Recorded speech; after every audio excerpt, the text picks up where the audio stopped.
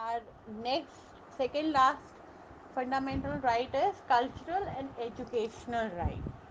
So Article 29 and 30 क्या बोलते हैं बेटा कि any community which has a language and a script of his own has a right to conserve and develop it. कोई भी ऐसी कम्युनिटी है, कोई भी ऐसा स्टेट है जिसकी अपनी खुद की भाषा है, तो उसको पूरा अधिकार है उसको संभाल के रखने की और उसको आगे बढ़ाने की। जैसे कि हमारा उत्तर प्रदेश है, ठीक है, हम लोगों की बेसिक भाषा क्या है? हिंदी। हिंदी राष्ट्रभाषा भी है, तो हम हिंदी भी पढ़ते हैं, इंग्लिश भी पढ़ते हैं। अगर हम इधर की तरफ जाएं गुजरात में, तो वहाँ पे गुजराती है उनकी बेसिक भाषा, तो वो गुजराती भी पढ़ेंगे और साथ में वो चाहें तो हिंदी भी पढ़ सकते हैं और इंग्लिश भी पढ़ेंगे। देन मान लीजिए साउथ है, केरला है, तो वहाँ पे उनकी लैंग्वेज है। सो हर स्टेट की अपनी अलग अलग लैंग्वेज है। तो वो हिंदी क्योंकि हमारी मातृभाषा है, वो पढ़ना चाहे तो बिल्कुल पढ़ेंगे। वो इंग्लिश ग्लोबल लैंग्वेज है, इंटरनेशनल लैंग्वेज, वो उनको पढ़नी ही है। लेकिन वो साथ ही साथ अपनी लैंग्वेज भी पढ़ सकते हैं, उसको आगे बढ़ावा दे सकते हैं अपनी लैंग्वेज को भी, क्योंकि लोकली आसपास में तो अपनी ही लैंग्वेज को वो ज़्यादा यूज़ करेंगे।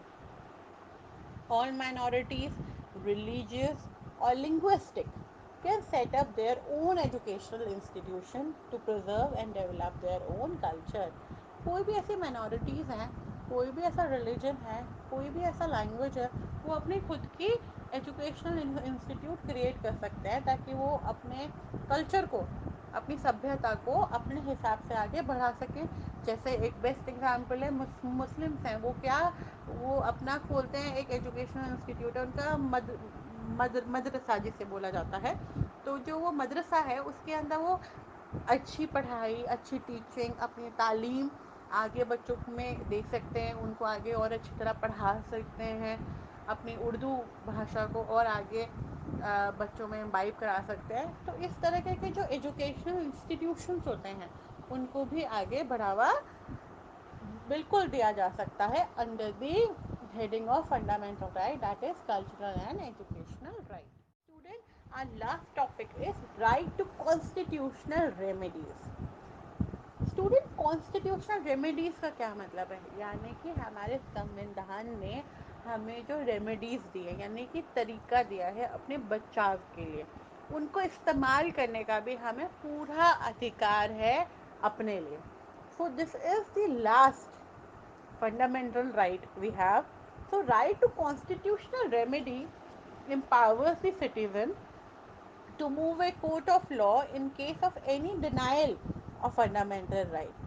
Constitution कहता है कि अगर आपके किसी भी कॉन्स्टिट्यूशनल राइट का, फंडामेंटल राइट का अगर हनन हुआ है, यानी कि किसी ने उस पर चोट पहुँचाई है या आपको वो नहीं मिला है, तो आपको पूरा अधिकार है कोर्ट में जाके अपने फंडामेंटल राइट को आगे रखने का, so that you can be protected with those certain fundamental rights which have been provided to you by the constitution for your betterment.